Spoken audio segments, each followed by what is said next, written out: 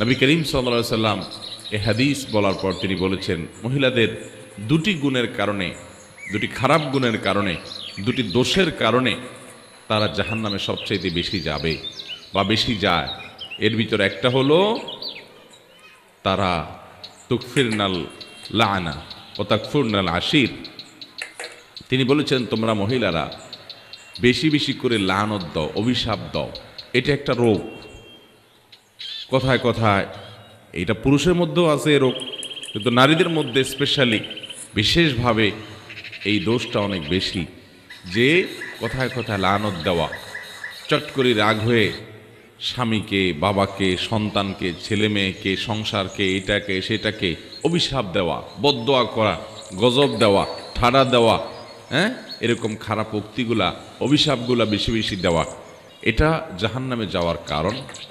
আর আরেকটা হলো তাকফুরনাল আশির, স্বামীর নাশকরি করা। পুরুষদের মধ্যেও এ রোগ আছে।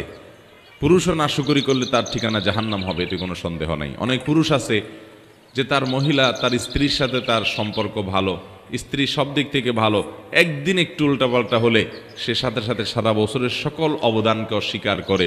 সারা বছর বেচারি যে ভালো ছিল এটা আর স্বীকার করে না। একদিন তরকারিটা খারাপ হলে আর 10 দিন যে ভালো হয়েছে ওটার কথা সে ভুলে যায়। এরকম নিমক হারাম পুরুষও আছে। কিন্তু নবী করিম সাল্লাল্লাহু আলাইহি ওয়াসাল্লাম এই হাদিস থেকে বোঝা যায় যে আমাদের মা বোনদের মধ্যে এই রোগটা তুলনামূলকভাবে বেশি, যে তারা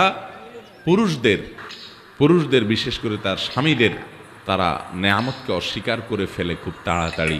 আর এইটি তাদের জাহান্নামে যাওয়ার অন্যতম কারণ। এই জন্য আমাদের মা বোনদের জন্য এই দুটি অ্যালার্মিং পয়েন্ট, যে আসুন আমরা কোনো অবস্থাতে আমাদের সন্তানরা, আমাদের স্বামী, আমাদের মা বাবা, সংসার বা অন্য কোনো কিছুকে আমরা গালিগালাজ করা, বদদোয়া দেওয়া, হ্যাঁ, ঠাড়া দেওয়া, আপনার অভিশাপ করা, আল্লাহ লানতের কথা বলা, এগুলো আমরা কখনো করব